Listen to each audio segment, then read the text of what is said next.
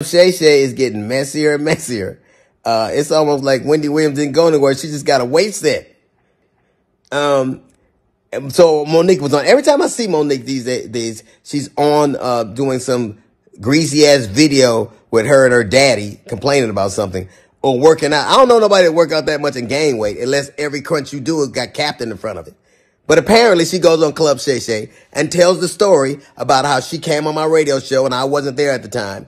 And my co-host Jasmine Sanders played a game that we played all the time with everybody called Would You Rather. She apparently was so offended by that she says she got off. She called me.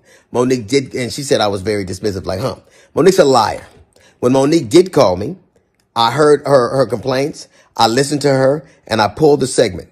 So if I had been as dismissive as she alleges I was, that segment would have aired. It didn't because I respected her wishes. She's a liar. It's also befuddles the shit out of me how somebody who as a comedian talks as much shit about everybody else as she does. She has the temerity to be offended about anything as much shit as you say about people. Then she encouraged everybody, allegedly it stems from the fact that I used to always talk shit about her on video after video. And she encouraged her sweet babies to look at the video and find them. Do that. Do exactly what she says. And you know what you're not going to find?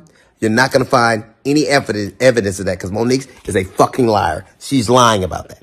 But what you will find is Monique talking shit about some alleged contract dispute we had. Look at the ticket. It says D.L. Huguely, then Monique. She knows the story. But what she did in response to that, she talked about my dog, my wife.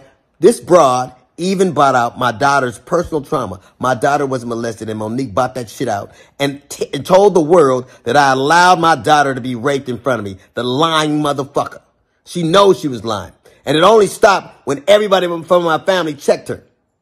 It's interesting. You know what else you won't see Monique doing? You won't ever see her with her family, videos with her children or grandchildren, because nobody fucks with me. How do you have sweet babies when your own babies don't fuck with you? How do you love us for real when there's no evidence of anybody loving you for real, except your daddy, who you apparently have to pay? And FYI, daughters are paid for by daddies, not daddies who get paid by their daughters. You know what else you won't see Monique doing? Telling jokes. Monique, if she'd have spent as much time actually writing jokes and writing her Netflix special as she did complaining about not having one, it wouldn't have been trash. It got the worst reviews of any Netflix special in history. Because that's what Monique does. She complains and she has grievances. You never see her being a human being. You never see her being sweet and warm to people. Except when she's using it to butter somebody up to get something. There's a reason why everywhere she goes, shit starts. Everywhere she goes. How is it that nobody fucks with you? Not even your family. How do you, or I was on the road getting it. I get it every goddamn week. Look at my schedule versus yours. See how much I'm going. And I still manage to have a relationship that I cherish with my children. Can you say the same? You can't. Because all you do is talk about your grievances and who did you wrong. There's a reason you're by yourself. There's a reason you got to pay a man to love you. It's sad. There's an old adage that says you can't buy love. It's a shame, Monique, that you probably always will have to.